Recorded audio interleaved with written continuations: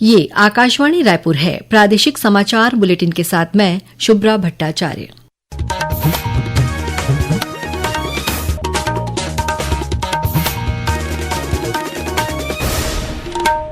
और अब पेश है आज के मुख्य समाचार। राज्य विधिक सेवा प्राधिकरण द्वारा प्रदेश के सभी जिला और व्यवहार न्यायालयों में आज राष्ट्रीय लोक अदालत का आयोजन किया गया। पत्र सूचना कार्यालय द्वारा केंद्रीय योजनाओं की जानकारी देने बीजापुर में आज कार्यक्रम का आयोजन किया गया। केंद्रीय राज्य मंत्री तोखन साहू ने कहा कि बस्तर रेड कॉरिडोर से डेवलपमेंट कॉरिडोर बनने की दिशा में बढ़ रहा है। बीजापुर जिले में आज सुरक्षा बलों के साथ हुई मुठभेड़ में एक माओवादी मारा गया। वहीं जिले में 7 माओवादी गिरफ्तार। और राष्ट्रीय अनुसूचित जनजाति आयोग के अध्यक्ष अंतर सिंह आर्य 3 दिवसीय प्रवास पर कल बिलासपुर आएंगे। अब समाचार विस्तार से। राज्य विधिक सेवा प्राधिकरण द्वारा प्रदेश के सभी जिला और व्यवहार न्यायालयों में आज राष्ट्रीय लोक अदालत का आयोजन किया गया। लोक अदालत में मोटर दुर्घटना दावा से संबंधित प्रकरण, चेक बाउंस, जलकर, संपत्ति कर, राजस्व संबंधी प्रकरण, ट्रैफिक चालान, बैंक, विद्युत संबंधी प्री लिटिगेशन प्रकरण सहित अनेक मामलों का निराकरण आपसी राजीनामे से किया गया। केंद्र सरकार की योजनाओं को लेकर आज बीजापुर जिला मुख्यालय में पत्र सूचना कार्यालय रायपुर द्वारा 1 दिवसीय वार्तालाप कार्यक्रम का आयोजन किया गया। कार्यक्रम में केंद्रीय राज्य मंत्री तोखन साहू और बस्तर सांसद महेश कश्यप शामिल हुए। इस मौके पर जिले के पत्रकारों को केंद्र और राज्य सरकार की योजनाओं की जानकारी दी गई। कार्यक्रम को संबोधित करते हुए केंद्रीय राज्य मंत्री तोखन साहू ने कहा कि कभी नक्सलवाद से प्रभावित क्षेत्र आज विकास के मुख्य धारा से जुड़ रहे हैं। उन्होंने कहा कि बस्तर रेड कॉरिडोर से डेवलपमेंट कॉरिडोर बनने की दिशा में बढ़ रहा है। मार्च 2026 तक हमारा पूरा भारत देश नक्सल मुक्त देश बनेगा और इसी दिशा में हम सब लोग काम कर रहे हैं। ये हमारे लोकतंत्र की जीत का प्रतीक होगा कि हमारे समुद्र के बलिदानों की सच्ची श्रद्धांजलि होगी। यह आदिवासी समाज के लिए एक नए युग का आरंभ है और मैं विश्वास के साथ कह सकता हूँ कि ये दिन दूर नहीं जब हम सब मिलकर कहेंगे कि भारत नक्सल मुक्त हो चुका है। कार्यक्रम में कलेक्टर संबित मिश्रा ने पत्रकारों को प्रधानमंत्री आवास योजना, नियत नीलानार और अटल डिजिटल सेवा सहित विभिन्न योजनाओं की विस्तृत जानकारी दी। वहीं पुलिस अधीक्षक जितेंद्र यादव ने बताया कि जिले में 24 नए कैंप की स्थापना की गई है। इस साल 197 माओवादी मारे गए हैं, जबकि 718 माओवादियों ने आत्मसमर्पण किया है। मुख्यमंत्री विष्णुदेव साय ने कहा है कि प्रदेश की 3 करोड़ जनता के आरोग्य के साथ विकसित छत्तीसगढ़ का सपना साकार करेंगे।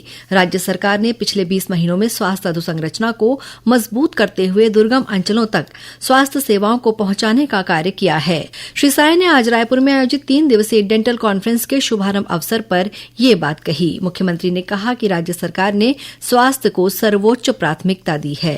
कार्यक्रम को स्वास्थ्य मंत्री श्याम बिहारी जायसवाल ने भी संबोधित किया। राज्यपाल रमन डेका आज भिलाई स्थित रुंगटा इंटरनेशनल स्किल्स यूनिवर्सिटी में नव प्रवेशी विद्यार्थियों के विद्यारंभ समारोह में शामिल हुए।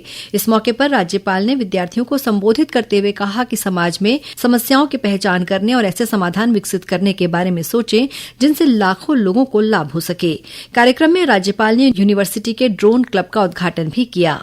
विधानसभा अध्यक्ष डॉक्टर रमन सिंह बेंगलुरु में आयोजित राष्ट्रकुल संसदीय संघ सीपीए के 11वें सम्मेलन में शामिल हुए। इस मौके पर डॉक्टर सिंह ने संवाद और चर्चा जन विश्वास का आधार, जन आकांक्षाओं की पूर्ति का माध्यम है विषय पर अपने विचार व्यक्त किए। उन्होंने कहा कि संसद और विधानसभाएं किसी भी लोकतांत्रिक प्रणाली की रीढ़ होती हैं।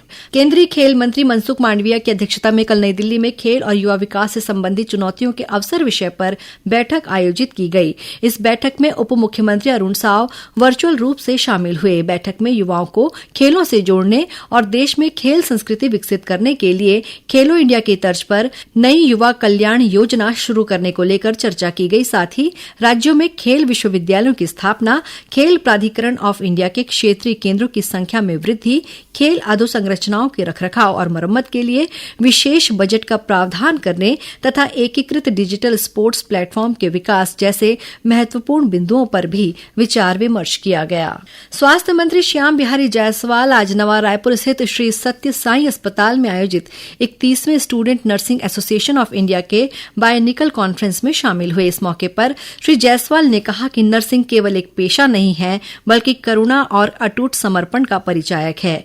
उन्होंने नर्सेस को स्वास्थ्य व्यवस्था की रीढ़ बताते हुए कहा कि नर्सेस अपनी जान की परवाह किए बिना लोगों की सेवा करती हैं। नवाचार और उद्यमिता को बढ़ावा देने के लिए एनआईटी रायपुर FIE को आज नई दिल्ली में आयोजित चौथे भारत उद्यमिता शिखर सम्मेलन में भारत इनक्यूबेटर अवार्ड से सम्मानित किया गया है। ये पुरस्कार स्टार्टअप और नवाचार इकोसिस्टम में उल्लेखनीय योगदान के लिए दिया गया है।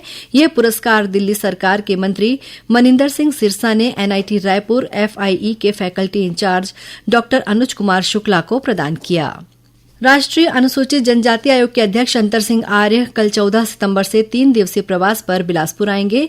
अपने प्रवास के पहले दिन श्री आर्य 14 सितंबर को बिलासपुर में अनुसूचित जनजाति वर्ग के प्रतिनिधियों, सामाजिक संगठनों के प्रतिनिधि मंडलों, सांसदों और विधायकों से मुलाकात करेंगे। वहीं श्री आर्य 15 सितंबर को सिकल सेल एनीमिया स्वास्थ्य जांच शिविर और युवा संवाद कार्यक्रम में शामिल होंगे। वे SACR रेलवे जोन बिलासपुर के अनुसूचित जनजाति वर्ग के कर्मचारियों और अधिकारियों के साथ अलग अलग बैठक करेंगे। अगले दिन 16 सितंबर को वे नियमित विमान से नई दिल्ली लौट जाएंगे। प्रादेशिक समाचार आप आकाशवाणी रायपुर से सुन रहे हैं। छत्तीसगढ़ की खबरों से है आपका वास्ता और खबरों की विश्वसनीयता से है हमारा वास्ता। आकाशवाणी समाचार रायपुर के प्रादेशिक समाचार बुलेटिन के साथ ही हमारे समसामयिक कार्यक्रम आप रेडियो के अलावा अपने मोबाइल पर भी सुन सकते हैं। आकाशवाणी समाचार फेसबुक, ट्विटर और यूट्यूब पर भी उपलब्ध है। हमारा Facebook page Chhattisgarh news on AIR, Twitter handle CGAIR news और हमारा यूट्यूब चैनल है छत्तीसगढ़ AIR न्यूज। तो अब रेडियो के साथ ही आपके मोबाइल के जरिए भी हम पहुंच रहे हैं आप तक। छत्तीसगढ़ की हर खबर के लिए सुनते रहिए आकाशवाणी समाचार। और अब आगे बढ़ते हैं बाकी के समाचारों की ओर। बीजापुर जिले में आज सुरक्षा बलों के साथ हुई मुठभेड़ में एक माओवादी मारा गया है। घटनास्थल से एक 12 बोर बंदूक, BGL लॉन्चर सहित विस्फोटक और नक्सल सामग्री बरामद की गई है। इसी जिले में सुरक्षा बलों ने बासागुड़ा और मोदकपाल थाना क्षेत्र से 7 माओवादियों को गिरफ्तार किया है। इनमें से एक माओवादी पर 1 लाख रुपए का इनाम घोषित था। इन माओवादियों के पास से विस्फोटक और प्रतिबंधित सामग्री बरामद की गई है। वहीं बीजापुर जिले में ही कल मुठभेड़ में मारे गए 2 माओवादियों की शिनाख्त कर ली गई है। इन पर 8 लाख रुपए का इनाम घोषित था। मारे गए माओवादियों में हिड़मा पोड़ियाम और मुन्ना मड़कम दोनों नक्सली संगठन PPCM के सदस्य थे और इंद्रावती क्षेत्र में सक्रिय थे।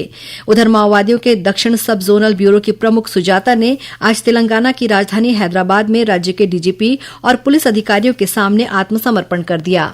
सुजाता पर 1 करोड़ रुपए का इनाम घोषित था। वे पश्चिम बंगाल में मारे गए शीर्ष नक्सली कमांडर किशन जी की पत्नी है। मुख्यमंत्री विष्णुदेव साय ने कहा है कि हाल ही में किए गए GST सुधारों से व्यापार और कृषि क्षेत्र को लाभ मिलेगा तथा व्यापारिक गतिविधियां सरल होंगी। उन्होंने कहा कि प्रधानमंत्री नरेंद्र मोदी की दूरदृष्टि को दर्शाता है, जो भारत को आर्थिक रूप से और अधिक मजबूत बनाएगा। मुख्यमंत्री ने कहा कि कृषि उपकरण अब GST में 5% स्लैब में है, जिससे प्रदेश के किसानों को सीधा लाभ मिलेगा। साथ ही दैनिक जरूरतों की चीजों के दाम कम होने से प्रदेशवासियों को राहत मिलेगी। ये GST रिफॉर्म किसानों के लिए तो एक वरदान जैसा है। ट्रैक्टर, हार्वेस्टर, रोटावेटर अलग अलग इनमें GST था, जिसको घटाकर मात्र 5% किया गया है। इससे किसानों के लागत में काफी कमी होगी और कृषि को बढ़ावा देने में ये GST रिफॉर्म बहुत बड़ा सहायक होगा। कीटनाशक और भी कई जो कृषि से संबंधित चीजें हैं, उसमें भी GST रिफॉर्म से उनका कीमत काफी सस्ती होगी। प्रदेश की सभी ग्राम पंचायतों में आगामी 17 सितंबर से स्वच्छता पखवाड़ा मनाया जाएगा। ये पखवाड़ा 2 अक्टूबर तक चलेगा। छत्तीसगढ़ स्वच्छ भारत मिशन ग्रामीण के संचालक डॉक्टर अश्विनी देवांगन ने बताया कि 14 सितंबर तक ऐसे सभी ग्राम पंचायतों को चिन्हित किया जाएगा जहां साफ सफाई की जरूरत होगी।